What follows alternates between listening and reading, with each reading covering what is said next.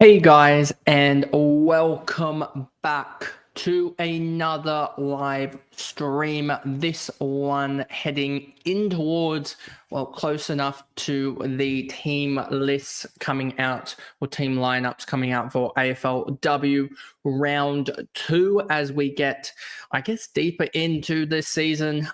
So yes, I'm happy to be live again and bring you guys all of the team news when it does drop, and sort of my final thoughts heading into the rounds. We do start on the Saturday morning, Saturday afternoon, I should say, rather than the last time out. It was in a couple hours time on the Thursday evening. I don't know why the AFL has decided to run with it this week. Maybe it was just the opening of the season, and we'll see later on if they do it. Let me just quickly check the fixtures exactly, but I was a little bit surprised to see no Friday night or anything. But in round 3, you do get back the Friday night game, and round 4, we get the Saturday. So they run the Saturdays all throughout September, I guess. And then they do have a Thursday night, and then a heap of Friday fixtures on the eve of the grand final as well. But no Saturday games, and then they get back to Thursday, Friday, Saturday for the rest of the season, pretty much. So yeah, that is a good thing that we do get those dates and times, but it is a little bit awkward that we do have some Saturday starts for the sort of early part of the season, I would say. But anyway, if you are watching live, remember to like and subscribe, turn the notification bell on so that we can get more people coming into the channel, and we can have, I guess, more interaction in live streams and on videos itself. But anyway, if you are watching live as well, remember to drop in your comments, your questions, your thoughts in the live chat as well. But we might as well sort of just jump into initially. I mean, you would have seen today my team reveal come out, which was a good thing. And you would have seen you would have seen my sort of thoughts on it and everything, and how I'm maneuvering around to get everything that I need, but also how, I guess, how Piper Window's injury stuffed everything up. I had the perfect set of trades without a Piper Window injury, but of course she had to go and get herself injured, and that has caused a little bit of an annoyance, I would say, for me. So first question we have off the rank is, do you have any thoughts on Hayley McLaughlin? She was one that I was tracking in preseason, to be honest with you. And after her first game in that preseason scored game, I went, oh, she scored pretty well. And she scored roughly the same again. I just have a worry that it's role-based, and these type of players that have this weirdish role, you just know that when you pick them up, that's the game that they're going to have a stinker in. And when you don't have them, they're going to go just sort of 55-50 and just continue on scoring pretty well. It's just that problem that yeah, it won't be the case when you actually have them, as I just want to see if I can edit this slightly, but it's not going to work there. But anyway, there we go.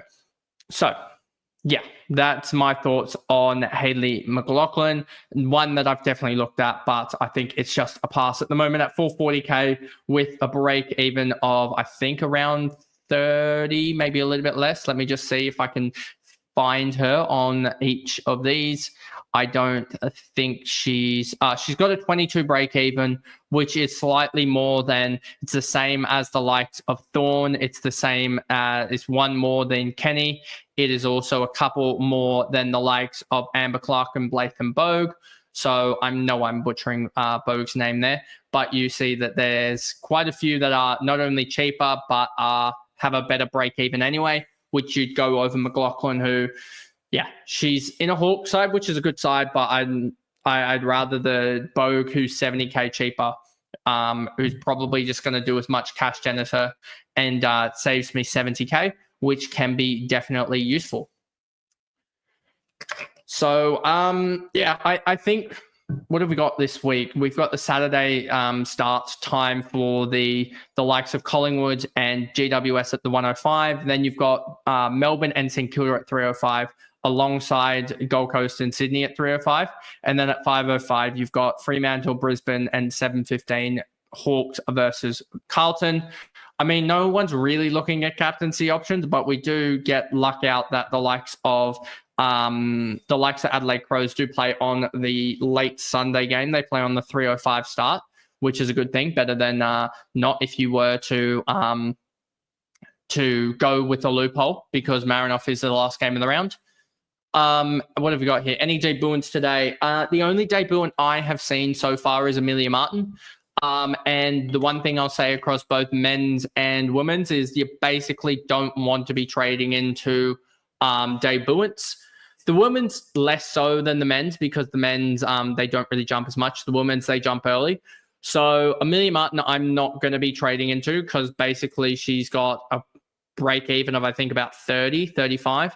Grace Barber is debuting. I am going to quickly try and find her out and what she does here, but let's just look at it. So Grace Barber is debuting for the likes of the Hawks.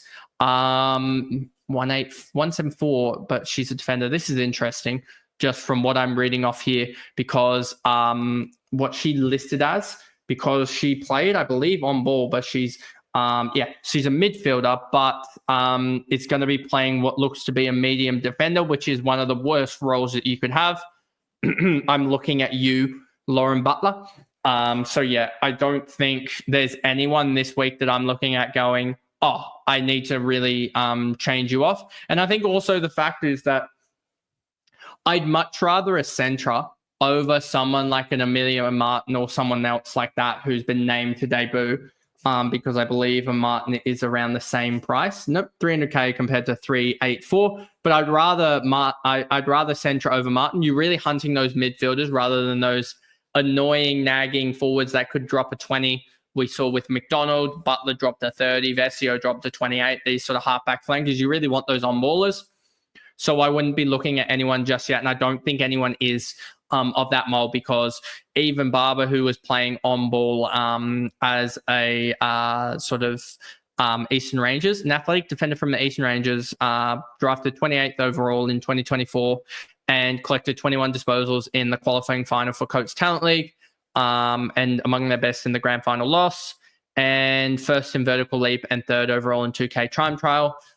So yeah, that's an interesting one that she's listed as a midfielder, but it says that she's an athletic defender. So that probably means that you can't go there with her. Thinking about going Stannard to Goldsworthy. Yep, I think that is a massive tick. Window to Barnett and downgrading O'Shea to a 300k. Now, I want to ask, how much cash do you have left on that? Is it a straight 300k, or do you have sort of that extra little bit of leeway with the 300k rookie here? Because if you can get to an Indy Strom or someone of that regard, it's not the worst. But if you're looking in that sort of Bacon territory of 330k, that's when you start to, there's no one really in that 330k. Like, let's just go to the stat center and show this to you. If we go defenders and then we go prices, and then go here, and then go like this, and we will scroll a little bit, you can kind of see that there is some options in this 350k. What was Ebert? Ebert's in that 381k. So she looked all right as well. So that's why I'm saying I hope you have just a little bit of cash in that sort of 350 range, rather than scraping the barrel of sort of 325, 330k, where you can barely get to anyone, because a lot of these are just they're going to score 30, 35, make a little bit of cash, probably have a bad game and not really make cash at all, maybe get to 400k.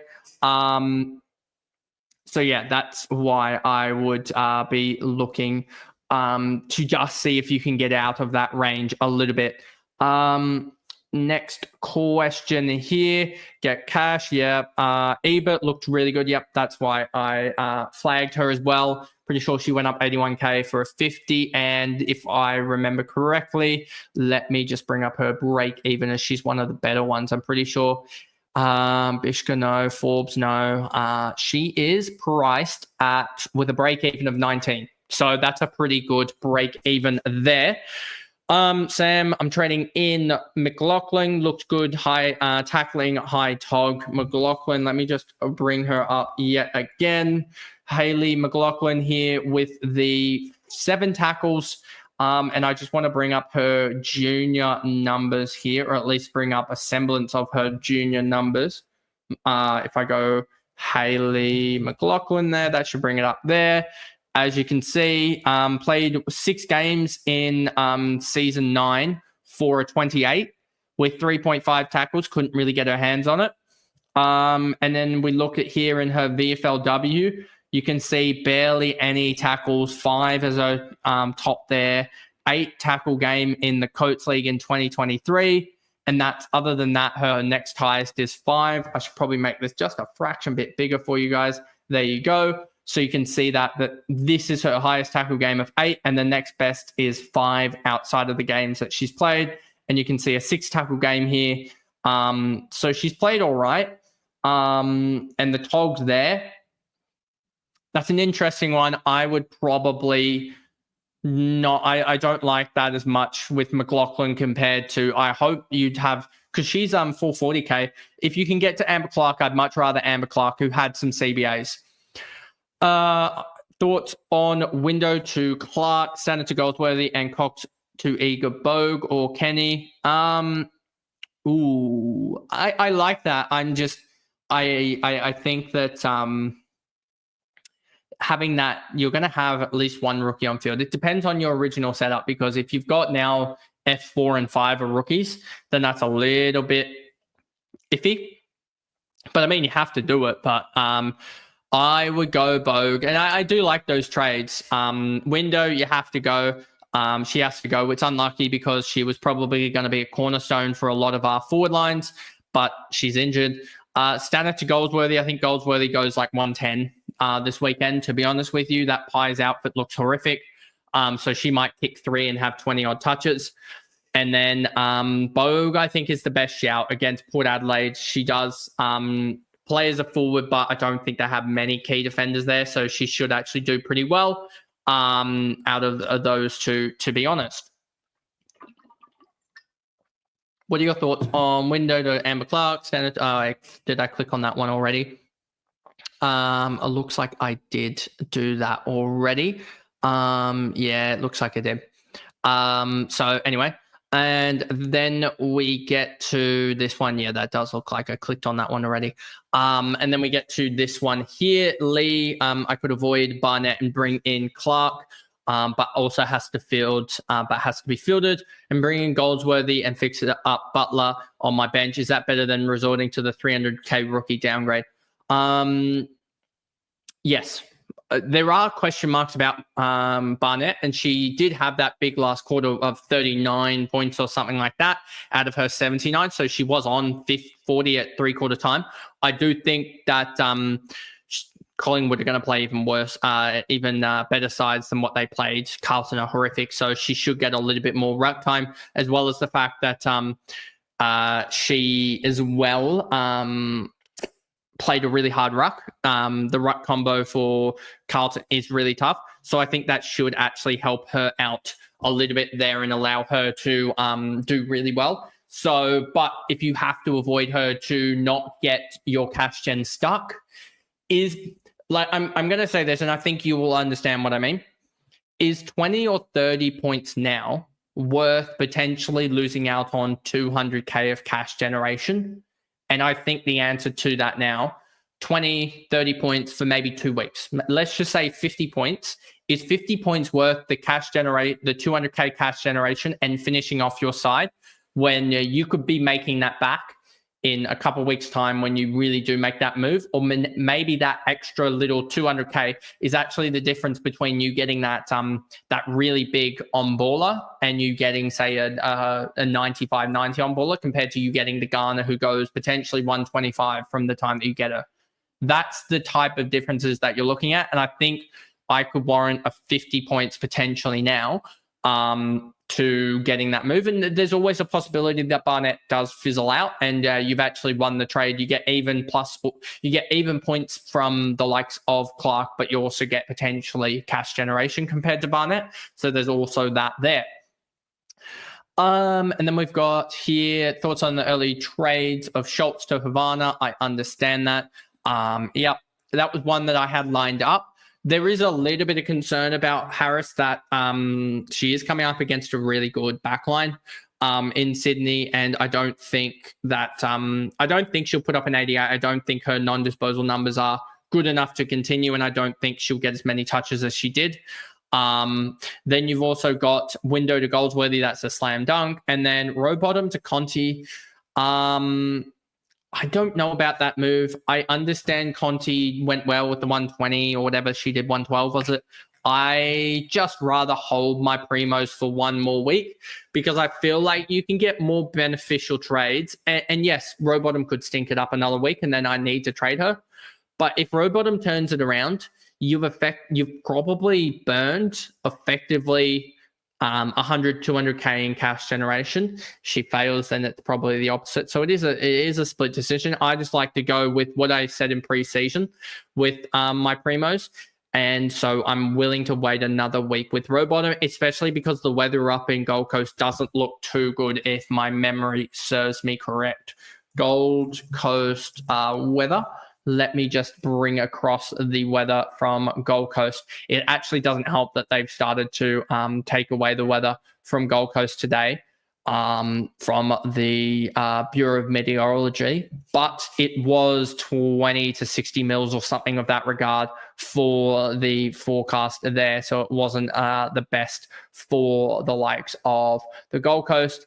And so they absolutely copped it. I'm just seeing if I can find another sort of weather thing here to see if there is anywhere that I can show you guys what actually happened, because it poured down pretty much everywhere on this I guess the east coast, the upper east coast, the northern states.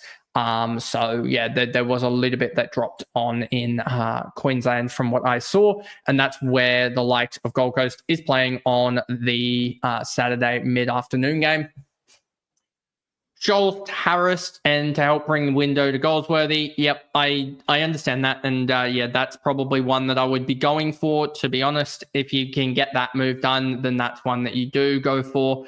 I am a little bit concerned about both Harris and Scholes. Scholes does only have like an 84 break even. So Harris only has one that's about 60 more than Scholes. And I think Scholes has a pretty decent matchup this week where she can go 75, 80. Like if you just add the tackles back to her norm alongside the free kicks back to a regular level, she's a mid 70s. So yeah, I have a feeling she's one that turns it around this week and annoys owners, traders, I guess, just a little bit there. And then we've got Paxman or Wrench in the backline on field. That's a tough choice. I'd probably go Paxman over Wrench. I know Wrench had a really good day, but I don't think 10 tackles is going to regularly happen for any player really this year. Maybe a Marinoff or someone of that regard, but Marinoff has full CBAs, really high TOG. I don't know if Wrench is going to have that given the 73% TOG in the long term. And so I think that she drops off a little bit, maybe back down to just 60. And I think Paxman has the ability to potentially go 70 or 80 because we've seen it this. And I just want to also point out for the likes of Gold Coast game that Dupuy is probably going to play this week. And yes, it might be sunny on the Sunday, the Saturday, but it's been raining, especially in Sydney. This is how lucky everyone else is. It's been raining in Sydney for the last 8 days, basically nonstop, especially the last couple of days. And I know that it was raining on the likes of the I guess on the likes of the today on the Thursday. I just want to double check on if it was raining in the last couple of days. But yeah, it's been bad. And what's the go on the Friday at the moment is projected to be 0 to 15 mils. So it could be it probably will be fine, but there could it could be a pretty bad ground to play at. I just want to double check where they actually playing. They're playing at People's First. So that's not as bad. If they were playing at one of the sort of training grounds that a lot of these other teams are playing at. Like if they were playing at Casey or Victoria Park or something similar type of ground dynamics, or even just Henson or something of that regard, the game would be absolutely cooked. But yeah, we will see about that. And then you've got here, going back a little bit, who's a high priority for cash generation, Ott or Amber Clark? I'd probably say Ott because I think she's got a lower break even, if my memory is correct. Let me just check here. Or are they both around about the same? Ott's got a 22 break even and Amber Clark's got a 19 break even, but Ott's in a slightly better role. So I would say that I would say Ott's probably more priority. But then again, you have to also factor in the Amber Clark's in the forward line, which the forward line is horrific for cash generation. And the most you can get out of the forward line, the better. So I'd almost argue that they're very, very even either way that you look at it, with multiple different variables going to each one. I would probably still stick with the better role in Ott over Clark if you were making that choice. Is Painter a good option to bring in after last week? The thing about the AFLW and the way that the price generation works, cash generation works, is that a lot of the scoring, I believe someone's done the calculations, and it's about 50 to 55% of the price generation, cash generation comes in the actual round that they score it in. So, if I just don't know with Painter if there's much use grabbing her up when she's got maybe a 6 or 7 better break even than someone in a better role than her. If you take out the 3 goals won, then that's already 19 points down to a 76, which is still decent. But if you take out another couple of marks and a couple of tackles, which are probably going to come with +6s as well, you're probably taking another 20 points off there. I think she probably is a sort of 55 or so in the long run, but she just had a decent game for that round. And obviously kicking the 3 goals does help. But I don't think 5 marks, 5 tackles is attainable in the long run for Painter. And then we've got here, didn't Marinoff have a huge break even last year and still beat it? I believe so. I believe she did beat it pretty convincingly. Will be interesting with that. Stanley Goldworthy, Window, Clark, and Bogue, Stanley to Barnett Woodland. That's a different one from what you've got up here, if I remember correctly. Sam, let me just Window to Amber Clark, Window to Clark. Yep, Stanley to Goldsworthy still there, and Caitlin Clark. Cox to Bogue, or Stanley to Barnett Woodland. Window to Bushby, and Cox to Clark. Bushby, I want to wait another week to see, because if Bushby is what I think she could be, then that would be a really good one to go from Too Good up to if Too Good does fail, or even a Tonen up to if they do fail. But yeah, I do think that in the first couple of weeks, I think we can sort of be using this this forward rookie or the defender rookie on the bench as sort of that to break the cash gen up, because the midfielders are where the cash generation is really going to come from. So I think that getting this forward line sorted out, getting it up from what we have at the moment, which is mostly a couple premiums, one that we hope gets to that level, and then a couple of sort of just cash generators in the back end. You'll see the similar sort of process here. Couple of premiums, maybe a hopeful in here, and then a couple of cash generators. So yeah, I think that I like still the or Standard to Barnett Woodland. I still like the Goldsworthy pick. I think the Goldsworthy is one that isn't going to get much cheaper from now on, if any. So I think that you're going to be getting her in now. She does have a really juicy matchup. We've seen her go 160 in the past. So if she goes 160 with like an 80 break even or whatever she's got, I think it's going to be around about 80, maybe 75 break even. If she goes that, then she'll suddenly be 1.2. 1.25, and she'll be almost impossible to get, just given how low the other forwards are. So especially ones that you'd want to be trading out. So that's why I'd say that if she does what I think she's capable of doing, this is the week to grab her, especially because it's against Collingwood, probably the best matchup she'll have all year. So I think this is the round to grab the likes of the likes of Goldsworthy rather than hoping on the likes of Bushby and others, because I'd rather get the definite rather than the hopeful at this point in the season. Because I do think that Goldsworthy is definitely going to be a top 5 forward. I think she's almost guaranteed to be top 1, just because of the role she has. And I don't think that the likes of Malloy is going to kick 4 every week. So I think that the likes of Goldsworthy is safe as an F1. So now that we've gotten somehow through all of those questions, with still about 10 minutes to go, 9 minutes now before teams are released, I honestly want to just hear how people are set up in the midfield. I know for me, I've got the 3 definite primos. Well, Rowbottom stuffed it, but 3 definite primos. Prasparkas, high-end mid-pricer, and Patricios, more the cash-generating mid-pricer.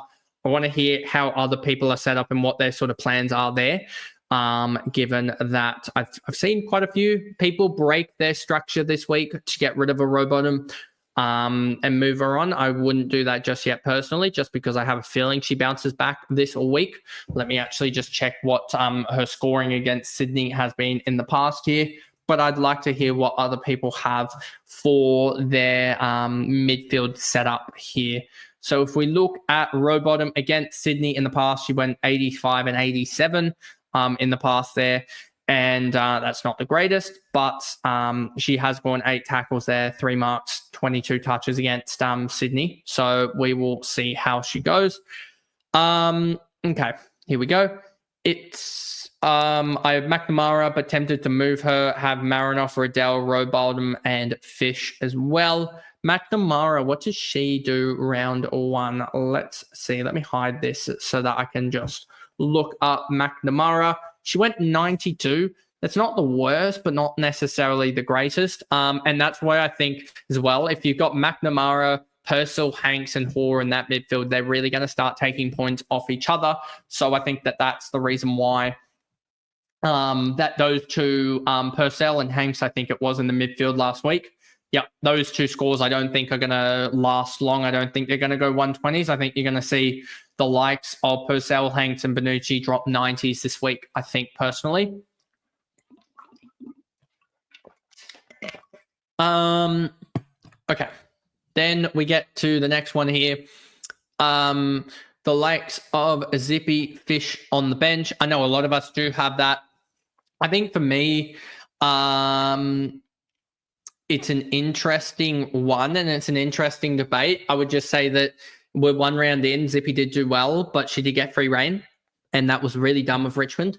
I don't think she will go 97 again, to be honest with you. Obviously, she could, and if she does, she's going to have a really, really, really good, nice, I guess, price jump again of another sort of 160, 170K, but I don't think it will happen. So that'll be interesting if it does. But I'm more willing to, I think at the moment, Patricios is just there and has that role that could really, really score well and get that 100 score. And if you're getting 100 scores there, it's not too bad, I don't think, to be honest with you. And I think they're bigger fish to fry than to get rid of her Patricios for me at the moment. It is annoying to have her on the bench, but it is what it is. Would you rather go O'Shea down to Ott or Butler to Bogue? O'Shea had I'd rather go O'Shea. O'Shea's got another week. What should she do in the long run? O'Shea went 42. Butler went 30 odd. Oh, that is a dead heat. I would probably go. I'd probably go Butler to Bogue just because I think O'Shea has the ability to still have those sort of 35, not 35, those sort of 55 games, whereas I don't know if Butler has that ability comparatively after seeing her role. Noff, Riddell, Bowers, Prasparkas, and Gabby Newton. I've considered going Newton to Fish, but I don't think Fish will score 90 each week. I agree with that. I have the same midfield. Does Zippy stay on the bench?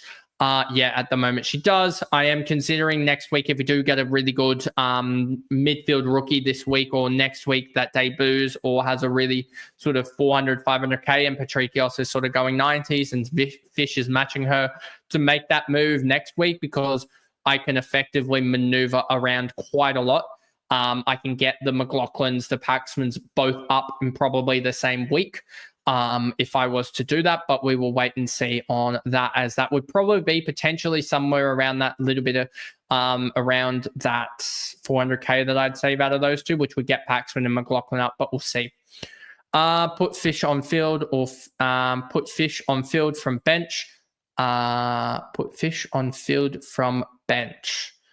I don't think I'd like to have a loop this early in the season, to be honest with you. So, yeah, I just stick her on the bench and then just continue on with the 5 that you've got. Kavanagh debuting as well. That's probably something that I've just missed in the last a little bit here. I hope that it doesn't show any of the, my audio doesn't come on or anything here, but let me just see here about that to just double check with regards to Kavanagh. I'm pretty sure, isn't she a, I'm guessing it's this one here, Kaylee Kavanagh. That'll be interesting. Let me just pull up her stats here. 1 second here. Let's just see rookie me here to see her stats. I don't think she was one that went too crazy from memory in her junior years. Okay, I was mistaken. Yeah, so she's pretty decent. It's I'm pretty sure she got drafted a couple years ago now, given what I've just seen and stuff, because she's 2005 born and most of them are 2006. But yeah, 25 touches here per game in her Calder Cannon senior year is a pretty decent display. So she'll be one that we potentially look at next week. She's 300K as well, which will help, because 300K with the 30 break even, if she goes 60, she goes up to about 370, which is perfectly in the zone there. So as we keep on getting debuts thick and fast, which is a really good thing. Let me just see if I can bring up the next one. Corey's on the board here. What role? We'll quickly just go here and look at Posty as well here. I'm probably butchering her name as well, but let's just go here. If I can spell it properly.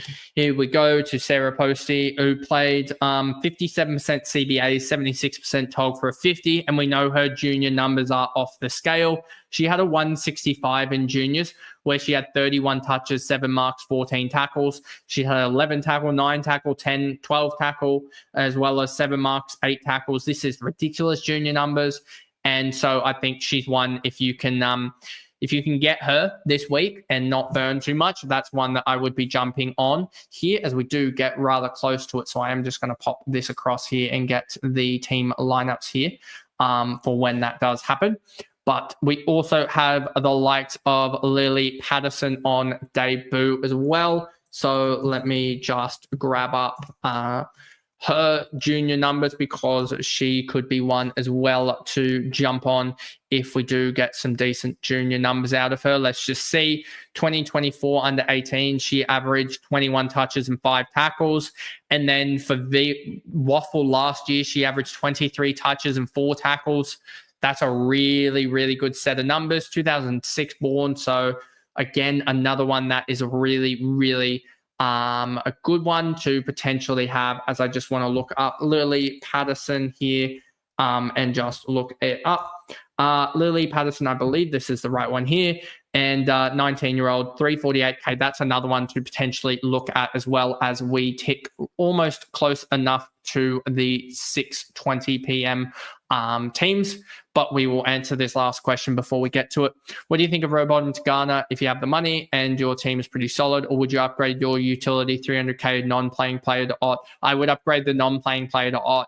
Garner's going to come up and down, and Robottom is probably going to bounce back.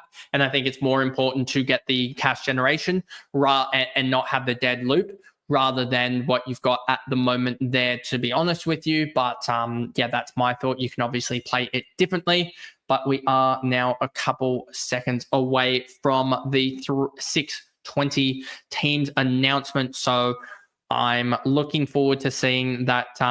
Yeah, we do hopefully get a couple of new debutantes, which would be good to see. But let's see what we get out of this for the AFLW. If it will load, it might take a little while to load as well.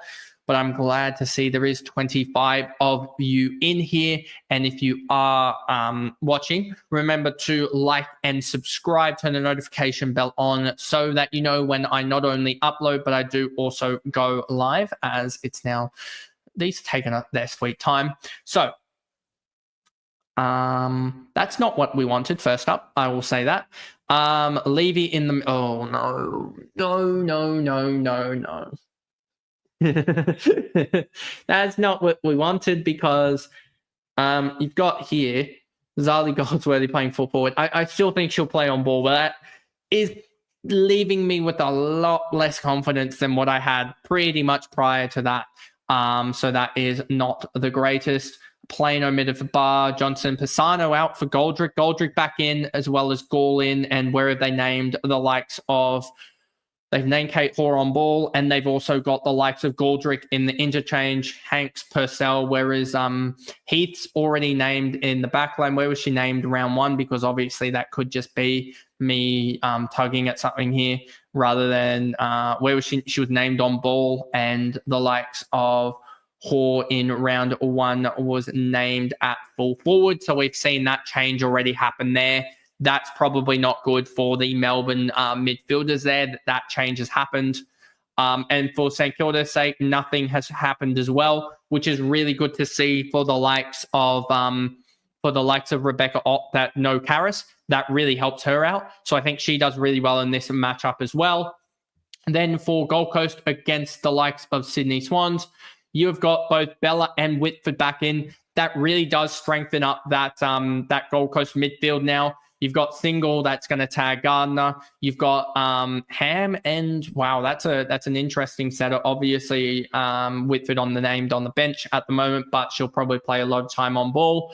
So that'll be interesting that the likes of both Whitford and Bella are back. I think that does make it a little bit more interesting, and I do think that they both help out the likes of Rowbottom play. And then you've got, what have we got here? Brisbane versus Fremantle. Not too much here in terms of that. Only one change each, with an injured Kukawak and an omitted Evie Long. So, yeah, not much change there. Strom's probably going to do all right, but I don't think she'll be too good.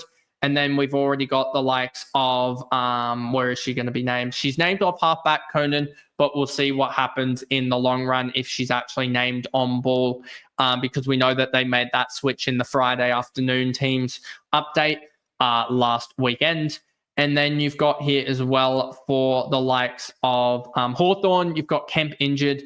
Yeah, didn't see that coming right as that happened there. So that probably means that Lucas Rod just gets an even cleaner run at things, because she's basically got no other distributors in the team at all. So she's probably going to do really well, but she's not going to get away from us because she's so highly priced in the long run, I don't think. So yeah, we'll be able to get her in the long run there. And then Barber also named as a full forward, which just means she can basically play anywhere, they say. So there's that. And for Carlton, not much has changed either. So, yeah, I don't see... Yeah, I think that Vesio could have a bounce-back week, but I don't think many that own her are going to want her to have in their side. So I think they'll move her on. And Fitzgerald as well is named at full forward. At half back. That's Fitzgerald. Where's the other Fitzpatrick is named a half forward there. That was the one that I was hunting. She's named a half forward, so that is good for those people that are potentially trading into her. And then we get the Sunday teams. And we always have to take these with a pinch of salt, because they do have the extended bench, and then that gets cut down. So for Richmond, they have added Lynch, Greaves, Wicksteed and Brazil and Dalloway omitted. And then for the likes of the Bulldogs, it's McGee, Gorham, and Barwick. If we look at the bench for the likes of Richmond, Hicks, Wicksteed, Ford, and Bacon are near the bottom. So you'd probably expect those ones to be the one that drop out. And then for the Western Bulldogs and I think Brazil's named on ground. No, she's named on the interchange bench. So they've had nothing change on ground. And then for the likes of the Western Bulldogs, you've got McGee, Gavalas, Butterfin. I just think that those are going to be, I don't think Butterfin will, but yeah, you can see a lot of them will just drop off this bench here. And it looks like that Posty is going to play at the fourth on-baller role, which is a really good role to still have. And then elsewhere, I should probably make this just fractionally bigger for everyone out there watching. So yeah, that's actually a much easier thing to see for you guys if you were trying to see the names. McDonald still named at half forward there as well. Now we get to the likes of North Melbourne versus Port Adelaide, and nothing really has changed. Edie injured. So you got Schultz versus Rennie there. Woodland named on ball is certainly one that I'll potentially look at over Barnett, but I think I will still go the Barnett route. But yeah, then you've got for a lot of changes potentially for the likes of Port Adelaide. If we go to down here, we know that Lily Patterson is going to debut. So that'll be good there, but that means that someone else is probably going to drop out there, but they've already got the 2 injuries. So that means another 3 will drop out of this, which will probably be most of those girls there. And I don't think Boyd is going to debut from what I have seen there. So will be interesting, obviously, if she does, but I don't think she will, to be honest with you there. And then we have the likes of West Coast versus Essendon. Van Dijk in, doesn't really matter. Kavanagh, we know, is playing. And then Bakker is in. That's not a good thing for Wrench, if I'm not mistaken. Now, if we go here, she's obviously named on ball, but there's quite a lot of... Maybe that gives another week for Bushby we wait on Bushby there, because I'm pretty sure Bakker, she might just slot into the back line there, Bakker. But we'll just see about that. I'm not 100% certain about that. And then for Essendon, there's nothing much changing, to be honest, there either. And then I'm pretty sure we have one more game, the Adelaide versus Geelong game. Friswell is omitted and Darby is injured. And then you got Munyard, Charlton, and Ewings injured and then omitted for the likes of Ewings. Chelsea Randall back. That's a really good thing for that side there. Could probably honestly help the likes of Marinoff. For the Cats, you got Fowler playing as well. So somehow you've got another. Isn't she a 300k ruck playing there? So that'll be good there. And then you've got nothing really that's caught my eye being like, oh, there's someone else here really that's going to I guess take the cake there, because I don't think there's many high-end rookies that will debut. And it's more the rookies that we catch after one game of scoring really well that just then make the cash gen. But yeah, I don't really see anything outstanding there for players playing. And yeah, I don't think much will change, and no major injuries that we hadn't really known about, other than the obvious window and who else? Yeah, I guess Kemp came out of nowhere with that injury, so that is a little bit of a weird one. So we've got here, what do you think of these trades? First, Moffat to Harris, then Stannard to Goldsworthy, finally Cox to Bogue. I like them. I'm just wondering how much cash do you have left? Because it feels like you should have a little bit more cash than you do, because I'm pretty sure that if we go Moffat here, she's 990k, that's 400k, and Stannard to Goldsworthy should... I guess you could have about 405, 410k left. So you might not be able to get to someone just above that. You might just miss out. But yeah, that is that there, as we're now closing in on 6:30 p.m. And then, yeah, Corey pointing out here that hope no one has Kemp because she is injured. And I think I'm pretty happy with that team, team lineups that came out on Thursday. One of the shorter live streams, just because I know that we do have the likes of the footy starting at, I believe it's a 7:15 start for the men's. It might be a 7:40 start, actually. 7:30 start for the Thursday night for the men's. So I'll leave you guys a little bit of time to fix up your teams, as we did go through the team list that came out about 10 minutes ago for the women's there. And I will catch you guys probably on a Saturday, I would say, maybe a Sunday. We'll see how it goes for maybe some video on AFLW or something of that regard. We'll see how it goes there, but it might be until Sunday night or so. That is the next time that you see me with another video out, as I have sort of shortened the schedule a little bit and gone to a couple of lives. But anyway, that is the live stream there, and I will see you guys in the next video, which might just be, as I said, the AFLW team fantasy team review video on the Sunday night. Hopefully I can get it out on Sunday night. But anyway, I will see you guys then. Bye, guys.